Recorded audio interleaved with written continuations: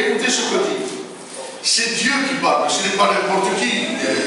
C'est Dieu qui parle. Et il dit, l'Éternel dit à Josué, lève-toi. Il dit, Dieu dit à Josué, lève-toi. Et le thème de la prédication ce soir, ça va être lève-toi. Parce que nous avons besoin parfois de nous lever pour rencontrer le Seigneur. Josué n'était pas n'importe qui. Josué était un homme d'action. Il avait beaucoup d'action. Tellement il avait de l'action qu'on va l'appeler le soldat de l'Éternel. Eh bien, puissions-nous être ce soir, nous, vous et moi, des soldats de Dieu. Amen. Que Dieu soit béni. Amen. Se lever pour Dieu. Je voudrais vous rappeler une petite histoire dans la parole de Dieu. Je voudrais vous parler d'Élie, le prophète. Et j'ai pris 2 étapes de sa vie, parmi tant d'autres. Je les ai pris parce que j'ai vu que ces étapes étaient merveilleuses. Vous allez voir pourquoi. La première étape, c'est que Élie, c'était le voyant de Dieu, c'était le prophète de Dieu. C'était l'homme de Dieu. Et un jour, Achab va venir à sa rencontre, à la rencontre d'Élie, et lui dit, Élie, tu jettes le trouble en Israël. Je ne sais pas, mais moi j'aurais peur. Quelle réponse vais-je donner? Parce que parler à un roi, ce n'est pas parler à n'importe qui. Et cet homme, Achab, se laissait diriger par sa femme. Et sa femme, c'était quelqu'un de redoutable. Elle était contre Dieu. Elle était criminelle. Elle était méchante. Elle avait tous les types de l'ennemi de nos âmes. Alors la réponse va dire Élie, parce que Élie se tenait devant Dieu. Élie, c'était l'homme de Dieu, il se tenait en présence de Dieu. Et il va lui dire, et il est capable de lui dire, roi Achab, ce n'est pas moi qui jette le trouble, mais c'est toi qui jettes le trouble en Israël. Amen. Il est capable de dire la vérité. Il est capable, parce que parfois, on ne peut pas dire certaines vérités. Mais lorsque on est des hommes de Dieu qui nous tenons debout, on est capable de dire, tu n'agis pas bien. Tu ne fais pas les choses comme il faut. Le peuple entier, le peuple d'Israël, avait les yeux fixés sur Élie. Il était l'héros de Dieu. Il était l'homme puissant. C'était quelqu'un de redoutable. Il était le voyant de Dieu.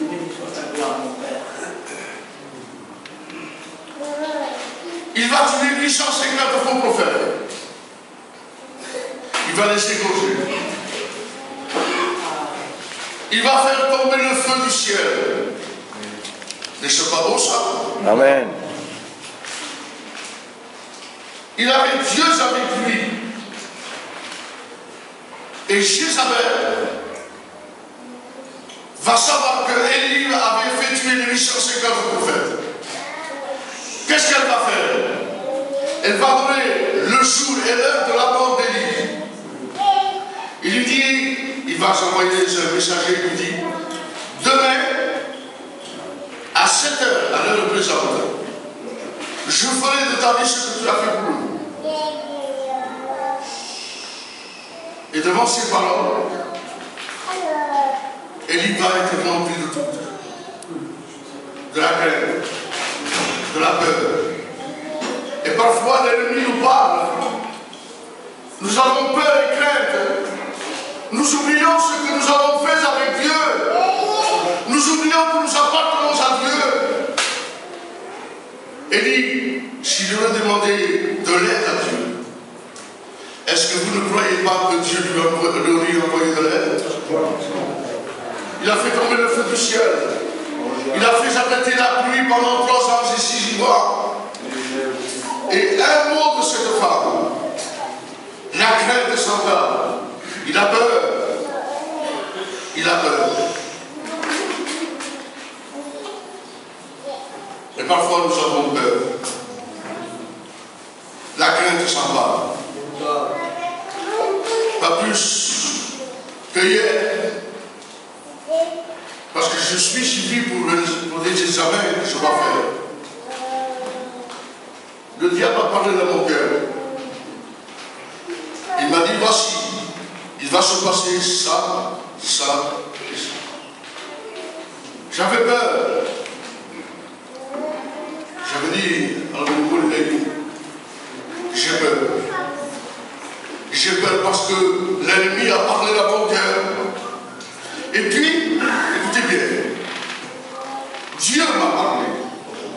Le disciple, lorsque Dieu parle, il m'a parlé, ne t'ai-je pas béni? Ne crains rien, je suis avec toi. Je suis allé passer des examens. Le docteur Stéphane m'a dit, vous êtes en pleine santé.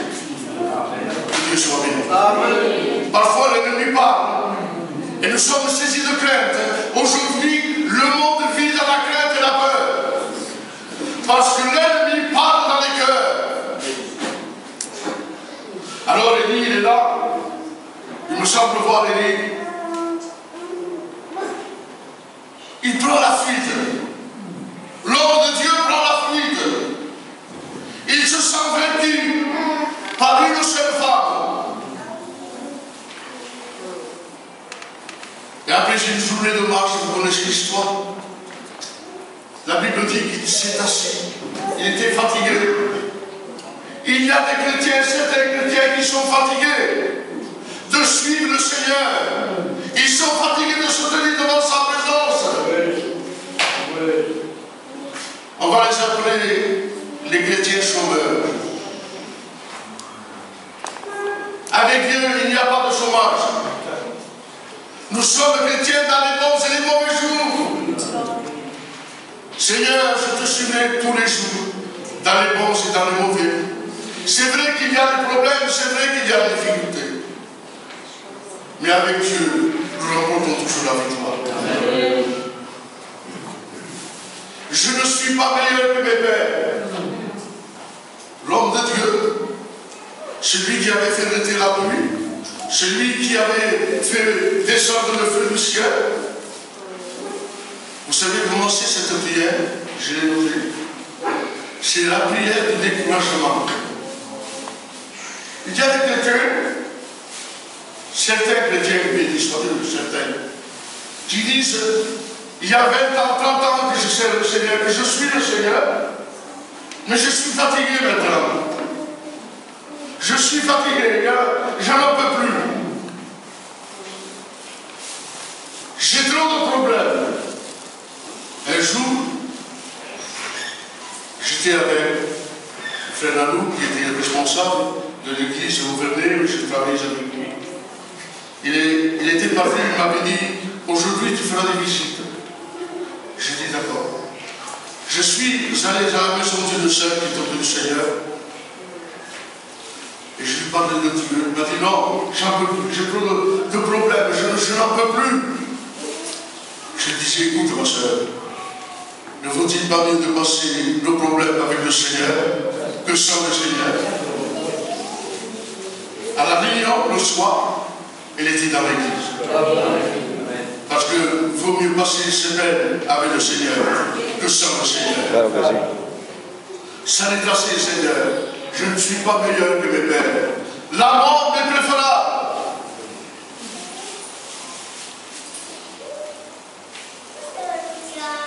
La mort m'est préférable. Je ne suis pas meilleur que mes pères. Alors il s'endort. Il s'endort. Dieu envoie son ange avec une nourriture spéciale. C'était un gâteau cuit, c'était bien chauffé, de couche d'eau. Dans le désert, il couche d'eau. Il n'y a pas de prix. Il n'y a pas de prix. Peut-être que notre cœur est sec. Et nous avons besoin que Dieu nous arrose de sa bénédiction, de son esprit. Que Dieu soit béni. Alors il mange de cette nourriture. Et il lui dit, Élie, mange et bois, car le chemin est long pour toi. Pour toi, le chemin est long. Il mangea de cette nourriture. Et vous savez quoi? La Bible dit qu'il s'est levé. Il n'est plus resté assis. La fatigue n'était plus là. Lorsque nous sommes des enfants de Dieu, que nous voulons nous tenir devant Dieu, il n'y a pas de fatigue. Que Dieu soit béni. Et quel pain le Seigneur vous nous donne ce soir? C'est le pain de sa parole. Le frère Payan disait au sujet de la parole de Dieu qui est un grand-père. Il disait avec un si grand-père, on ne mourra jamais de faim. Nous voulons nous nourrir de la parole de Dieu. C'est la parole de Dieu qui nous intéresse.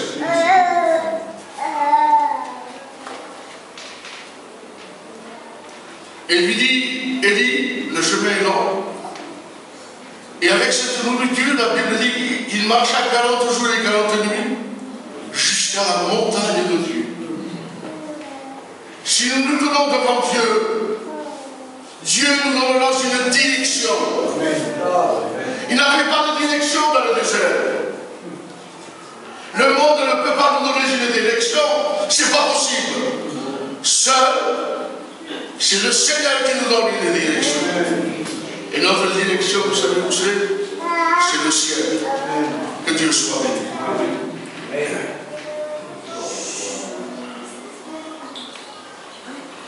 Je voudrais vous parler d'un deuxième personnage. Élie est arrivé à la montagne de Dieu. Il a reçu la bénédiction. Je voudrais vous parler d'un deuxième personnage. Je ne voudrais pas être long. C'est le prophète missionnaire. Nous le connaissons, le prophète missionnaire, mes frères. C'est Jonas. Son nom veut dire colombe. C'est le prophète missionnaire. Un jour, Dieu lui parle. Écoutez bien. Il lui dit, Jonas, tu vas aller à Ninive et tu vas prêcher la parole de Dieu. À Ninive, c'était trop loin peut-être pour lui.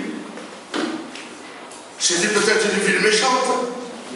N'oublions pas que les gens de Ninive avaient pillé le peuple de Dieu. Et je pense que lui, il ne voulait pas apporter la bonne nouvelle chez des gens qui avaient pillé son peuple. Alors il dit, non, je n'irai pas. Je n'irai pas. Il paya le prix de son transport, c'est-à-dire avec selon ses moyens. Il paya. Et le voilà parti. Il part à Tarsis. Mais ce qu'il ne savait pas, c'est qu'il avait un poursuivant redoutable. C'était la tempête. On ne peut pas la retenir. Et Jonas, qu'est-ce qu'il fait? Écoutez bien. Il va faire tout en l'envers. Il va se cacher au fond du bateau. Au fond du bateau, il y avait la tempête. Et il va se cacher au fond du bateau. Je regardais, normalement, lorsqu'il y a une tempête et que le bateau menace de faire naufrage, les gens qui sont au-dessus du bateau doivent monter au pont, au-dessus du bateau. Mais lui, il agit différemment. C'est qu'il va se cacher pour fuir sa responsabilité. Il fuit sa responsabilité dans le sommeil. Il croit qu'en dormant, les choses vont bien se passer.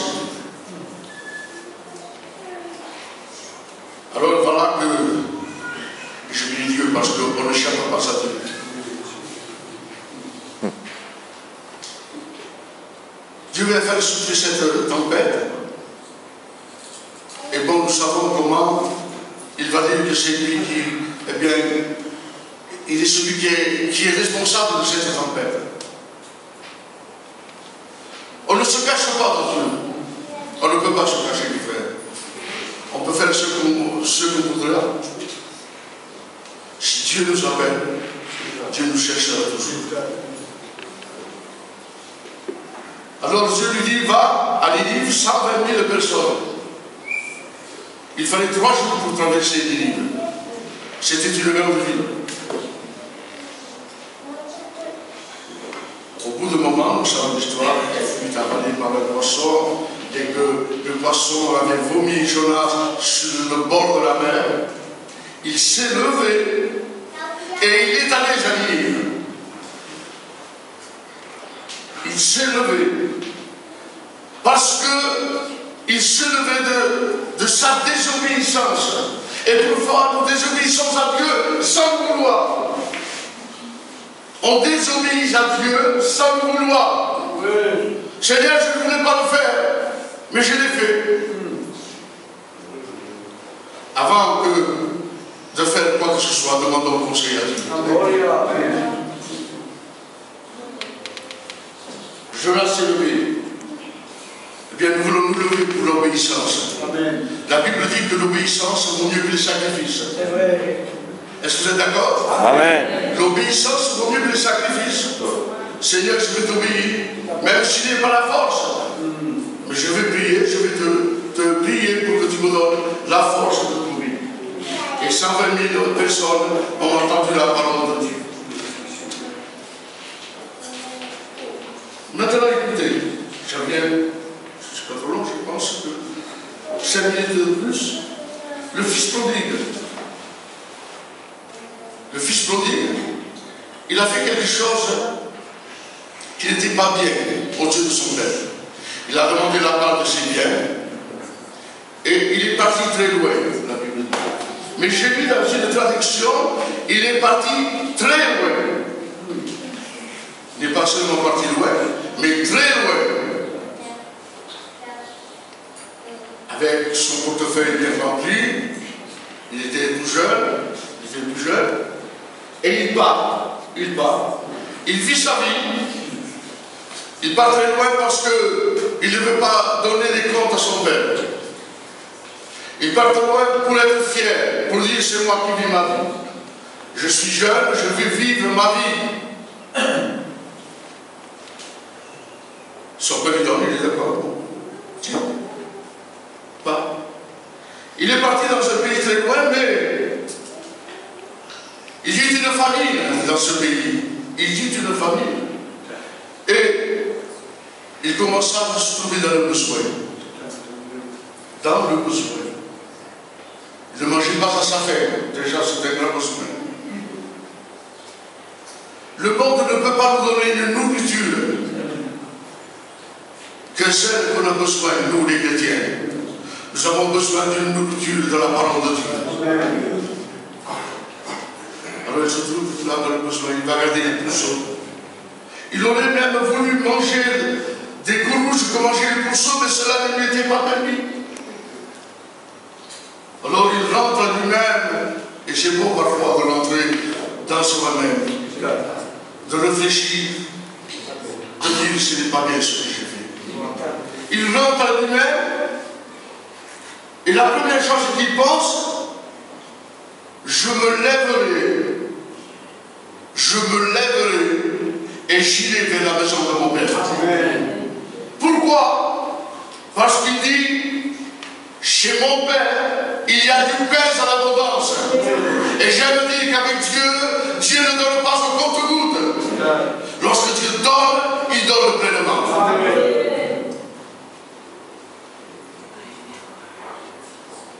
Alors, il va dire, je dis, Père, je ne suis pas digne d'être appelé ton fils. Non, je ne suis pas digne, parce que j'ai péché, j'ai fait ceci, j'ai fait cela. Traite-moi comme l'un de tes serviteurs, comme l'un de tes ouvriers. Est-ce que vous croyez que le père avait écouté? Le père n'a pas écouté? Non. Pour lui, l'essentiel, c'était que le fils prodigue revienne à la maison de son père. Parce qu'un père aime plus qu'un fils. Et que vous le croyez. Amen. Si vous avez des enfants, vous aimez mieux vous les enfants que les enfants que vous. Et Dieu nous aime plus que ce qu'on peut imaginer. Je me lèverai et j'irai. Je lui confesserai tout ce que j'ai fait. Les frères, ne restons plus dans notre position. Ne restons plus dans notre position. Mais disons à Dieu ce qu'il y a dans notre cœur. Celui qui avoue et qui délaisse, il obtient miséricorde. Le Père ne lui a pas fait de reproche. Si je l'étais à sa place, je lui ai dit, tu vois mon fils, tu reviens, eh bien tu mérites ce que tu as eu. Tu mérites que tu as connu la fin. Tu mérites que tu as eu fait, que tu as pas eu des amis, que tes amis t'ont abandonné. Mais lui non, non. L'essentiel c'est que son fils revienne.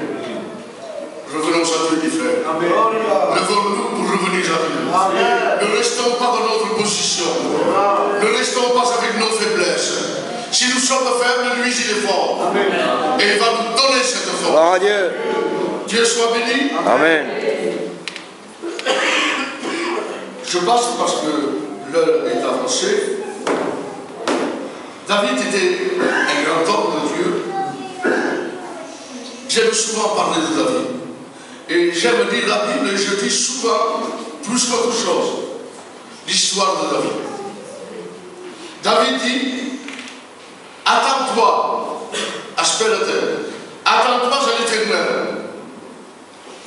S'attendre à l'Éternel. Tenez-vous devant lui. Ça, c'est le rôle du chrétien. C'est le rôle du serviteur. C'est le rôle de la chrétienne. De se tenir devant Dieu et d'espérer quelque chose de Dieu. Se tenir devant Dieu, c'est trouver ce que le monde ne peut pas nous donner. Se tenir devant Dieu, c'est trouver la vérité. Dans le monde, il n'y a pas de vérité. Je sais que vous êtes d'accord avec moi. Amen. Le monde n'a pas de vérité, il n'a que mensonge. Amen. Mais Dieu a la vérité. Amen. Se tenir devant Dieu, c'est le bonheur. C'est la plus belle des choses de se tenir devant Dieu. Peut-être avec des hauts et des bas, mais on se tient devant Dieu parce que se tenir devant Dieu, c'est le bonheur. C'est le bonheur, c'est magnifique. Un jour, Élie a dit, je reviens à lui, il a dit à Achab, il a dit, l'Éternel est vivant, donc je me tiens. Il est vivant, donc je me tiens. Se tenir devant la présence de Dieu, se tenir devant Dieu, demander à Dieu, eh bien, qu'il nous bénisse, qu'il garde nos enfants, qu'il nous protège. Lui avouer ce qu'il y a dans notre cœur. J'ai lu, et l'expression se tenir signifie se placer devant Dieu. Si nous ne sommes pas placés devant Dieu, avec Dieu, il y a toujours une deuxième chance. Que Dieu soit béni. Amen. Se tenir devant Dieu, c'est être à son service. Nous voulons nous être au service de Dieu plutôt qu'au service du monde. Je conclue avec ces paroles. Tenez-vous devant Dieu, dit la parole de Dieu, 2 Chroniques 2:17. Et vous verrez la délivrance que l'Éternel nous accordera. Le Seigneur ne donne pas de délivrance. Mais est-ce que tu te tiens devant Dieu? Nous voulons les choses plus vite que celles de Dieu. C'est comme si nous disons, Seigneur, fais vite. Hein? Tenons-nous avant tout devant Dieu. Et nous verrons la délivrance. Que Dieu soit béni.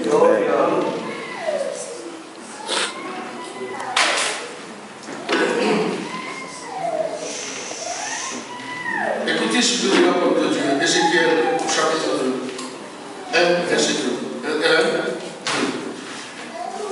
Il me dit, fils de l'homme, tiens-toi sur tes pieds et je te pardonne. Pour que Dieu nous envoie la délivrance, il faut nous tenir devant Dieu. Pour que Dieu nous parle, il faut se tenir encore devant Dieu. Eh bien, puissions-nous nous tenir devant Dieu pour écouter Dieu nous parler. Amen. Parle, Seigneur. Ton serviteur écoute. Que Dieu soit béni. Parle, Seigneur. Nous voulons écouter la parole de Dieu. Nous allons nous incliner, si vous le voulez bien. Nous allons bénir le Seigneur. Je pense que je n'ai pas dit comment. Et chacun de